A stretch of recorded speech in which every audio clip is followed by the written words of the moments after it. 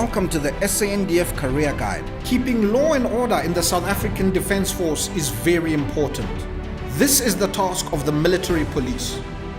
We now speak to Captain Babitsanang Likuleng. She is an adjutant in the South African military police. Captain Likuleng, out of all the careers that are offered by the South African National Defence Force, what made you choose the military police? I decided to choose the military police because Ekaya, where I come from a gas location whereby there's too much crime, and then you wonder what is happening and what is it that you can put in place to when the community to be safe. So I always wanted to be that one person who will play a role to ensure that the community is safe. And then when I heard about the opportunity in the military, then I took it. What are your day-to-day duties as an adjutant within the military police division? As an adjutant, you're basically responsible for legal matters within the unit. You're basically responsible for the issuing of the charge sheet. If somebody's been charged, you're also ensuring that the board of inquiries are being convened by appointing the people that must convene it. So it's basically in general ensuring that the legal matters in the unit are in place. Captain Likuleng, kindly tell us about your journey within the South African National Defence Force. Noguti, why join Kanjani Defence Force? Oh, the journey. It's been a long journey. Okay, firstly started, like I mentioned, in the street and township, whereby every now and then when I was doing grade 11 and 12, our school had to come for career expos at the South African Air Force. So we had that opportunity. We will go there wearing uniform, those kind of things. And then when we arrive there, they will teach us about the opportunities that are available within the military. And then I requested them, asked about where can I go to apply, because I was much interested in the whole thing of military. And then they had to tell me that I must go to Pretoria. And then after finishing my matric, I went to Pretoria, Paul Kruger and Visagie, that building into the corner Paul Kruger and Visagie, and then I applied. The requirements that were needed, it was matric, you must pass it, and then you must be between the age of 18 and 22 if you're having only matric. So, and then I went in, I applied. I must say I applied several times, because I know I first applied while I was doing my grade 12 with my grade 11 certificate, and then I applied again with my matric, and then I was admitted. And I went through basic, which was 2008, went to 3-Sai, and the basic was hectic, it was more physically. I must say I've learned a lot. It has changed me to a better person, because now I'm more disciplined. At home you are unruly, become like rebelliana, but when you arrive the military, it changed. It's a new lifestyle actually. You become a new person, and then you learn to be independent, you learn personal hygiene, all those things that you mostly neglected back at home. They are like instilled. And most importantly, you are more disciplined and self-controlled. And then went through the military, which was 3 months ago, Kimberley. And then after 3 months, there was a selection to select the course. And then there were like different courses such as logistics, signal. And then I had to choose military police because of the drive that I have. Then I was selected for military police, Ngezalane, Pretoria, and then I spent 7 months where we did everything, absolutely everything a policeman. Starting from traffic, investigation, ops, everything in that 7 months. So by the time you leave here, you are a qualified military police official. From my journey there, I went to work in a station in Pretoria. I worked there the following year, around June. I was selected to go for officers, and then I went officers, which again it took 6 months. And it was also physical. That's where you were taught how to behave as an officer, building us, molding us again. So it's more training again, hardcore. And then after that 6 months, being in the army gym there for officers formative, we were told that we must go again to military academy to study. to have degrees, and then again it's a selection. Went through the selection, which consisted of psychometrists, interviews, and then you pass the selection. Following year, it was 2010, I had to start my year at academy, first year. Our military academy, it's Faculty of Military Science falling under Stellenbosch. So you basically in a university, you study, and the requirements there is you must have an exemption. If you are less than 23 years old, if you are more than 23 years old, you will apply for exemption test. So I was still young by then, so it means I had the exemption by my food. So then I went through, I studied my first year, second year and third year. Studying there as well taught me discipline, because we are within the military area where your military conduct is still monitored. It's not just being in a normal school like a varsity whereby you're just unruly, doing your own thing, there's still that installation of military discipline in it. And then I finished my degree 2012. I enrolled also for honors there. Studied for 2 years while I was academic assistant, mentoring other kids. And then after 2 years, I finished my honors, and then I applied, because in the military we've got opportunities to study. In the military police as well, we have those opportunities where you apply to study, and then they will motivate your study direction that you want to study. And then I had to write a letter to continue with my master's. Then I went to do my master's at VETS the following year after graduating my honors. And then I did my master's for 1 year at VETS. Second year, I graduated.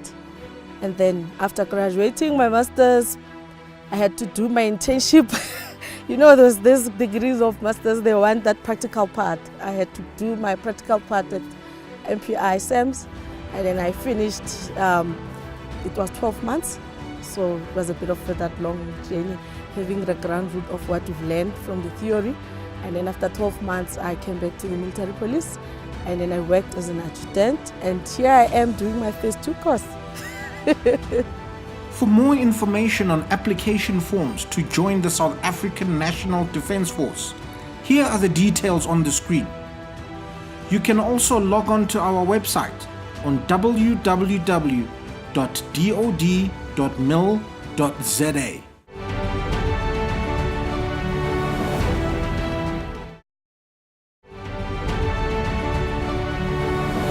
Welcome back to the SANDF Career Guide. What motivational words do you have for the young women out there that would like to join the Defence Force and reach the level that you are in now? Okay, all I can say is that as a young woman out there, do not be ashamed or do not be frightened so to say this male-dominated area, because like we know even from the past, we knew that the military is only men, it's hardcore, it's tough. But the essence is that even as women, we can do it. It's all in the mind. You just have to tell yourself that I want this, and you will get it. And then check what you have within your disposal. You've got cell phones, Ninama, Facebook, check out Facebook, Google, where can I get applications within your area. Remember the SANDF application is not only Pretoria. You can also get them in Bloemfontein, Polokwane, there's centers. For you, it's just to Google. Use that phone wisely, your phone or iPad, and ask around. If you meet me on the street, you meet any uniform member in the street, ask, how did you get in? Remember, meaning you have to get up and ask around, because if you need something, you always fight for it. And if you've got that drive, you feel that you want to be a military police, you are driven by the law, you want to enforce the military laws, do not be ashamed. Come and join us, and then ask around. You will find the information. And then don't wait till you are too old, because remember, if you are having only the matric, that 18 to 22 is actually those years that you are confused, because you are just from school, you are confused. So by the time you wake up, you are 24, you want to become a soldier, and it's too late, especially if you're having only a matric. So the sooner, actually, when you are doing grade 11 and 12, start, be curious, ask around. We will never sing information, because by the end of the day, that is so cool. We need those young generation to take over from us. So we will give you the information with how can you go about, where do you go, how do you apply, what are the requirements. And then, for example, and if you start as early as high school to question, obviously you will start having your conduct right, because barracking, you must not have a criminal record. Obviously, you will start to tune in and say, I must start to be sharp now. I must look at my conduct. I must not engage in activities so that you know what you are planning for your future. Then your things will be as easy as like, and then pass now. Because now the military is modernized. Gone are those days where you just pass with FF and you think you're going to be a soldier. They want the cream of the crop these days. Like I've mentioned, that there's opportunity to study, and they don't just need a simple pass. You need to go, aim high, pass for distinction. We want those people in the military, and then you will see, you will open up your door just by passing very well. Men and women that would like to join the Military Police Division, on completion of their basic training at Military Police School, some of them can join as instructors at the same school, Military Police School, and others can go to the 13th Provost Company, where we specializes on combat support operations, conventional support operations, as well as military exercises that are taking place at Luatla. In this combat company, 13th Provost Company, we require men and women that are super fit in terms of medical category, because those men and women are expected to provide combat support operation, whether it's in foreign mission, meaning which we have got military police that are deployed at Democratic Republic of the Congo, and those that are in the borders of the Republic of South Africa. So, hence I'm saying we need men and women that are super fit. We also have the one pro regiment, one provost regiment, which specializes to those men and women who will join one provost regiment. The military police now demonstrate one of their operations. During a routine roadblock, they come across a suspect with stolen goods in his car. The suspect is immediately arrested, taken into custody, and driven to the military police station.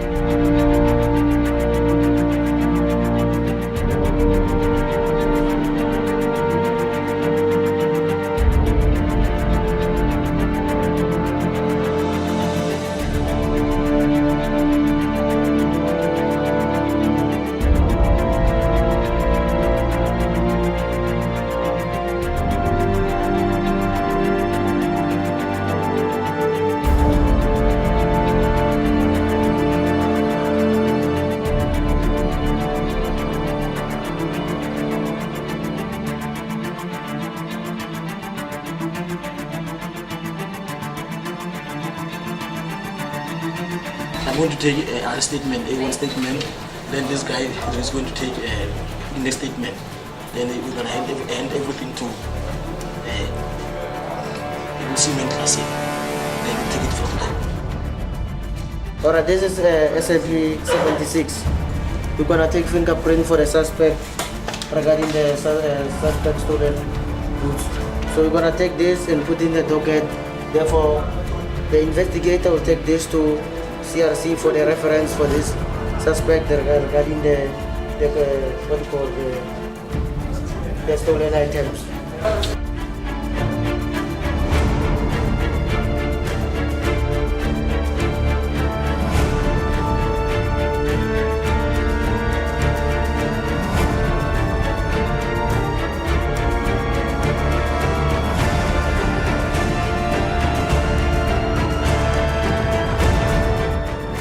You have the right to remain silent.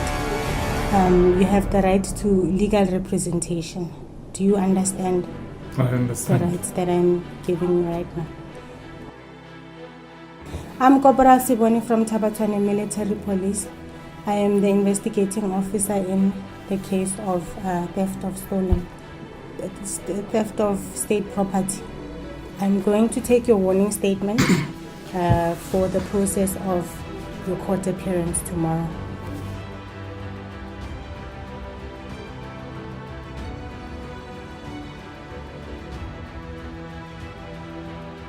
Now you will be taken to the waiting cells, holding cells, to be detained for your first appearance in the magistrate court tomorrow morning.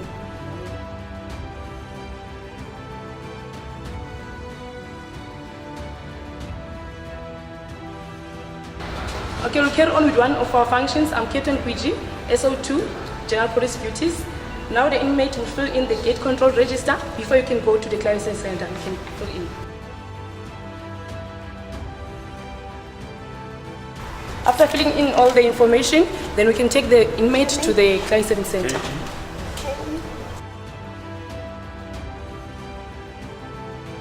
This is our clearance center. When we get here, the inmate will get all the information about the inmate, but the most important thing, we must make sure that the inmate is medically fit to be kept on the cells. So we'll first find out that the inmate was taken to the doctor to confirm that he's medically fit to be taken inside to be kept inside the cells. So what we first check also, that is very important, we must check what is having on him, his properties. We must take all the dangerous objects such as matches, all dangerous objects like knives and all that before you can enter the cells. This is the cells that we have. We use the same cells.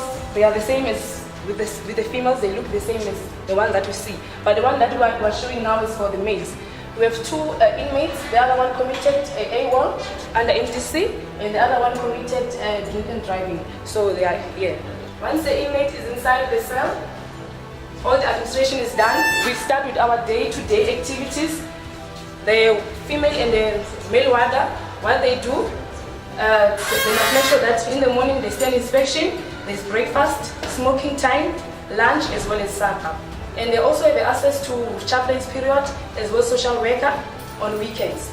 And as well, they also watch TV on certain times that are being agreed by the OC. Now that we've shown you the South African Military Police, on next week's episode, we are going to take a look at the legal side of the South African National Defence Force. For those of you interested in becoming lawyers, prosecutors, or even a judge in the military, there is a career for you.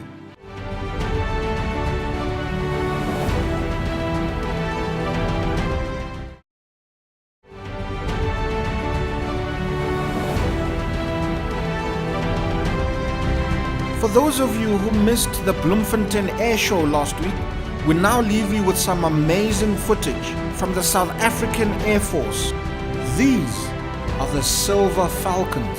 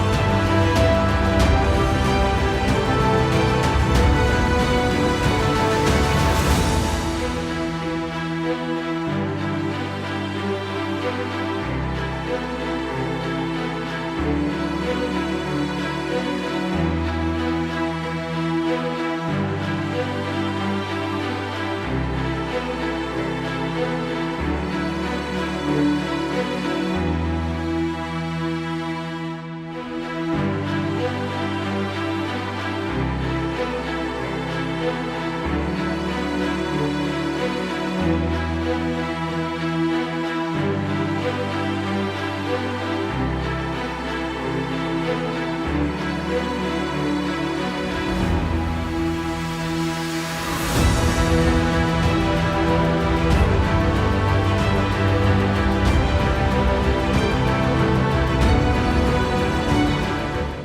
basic requirements needed to join the South African National Defence Force are: you must be a South African citizen. You have to be between the ages of 18 and 22 with a matric certificate. Graduates must be between the ages of 23 to 26. You must have no criminal record.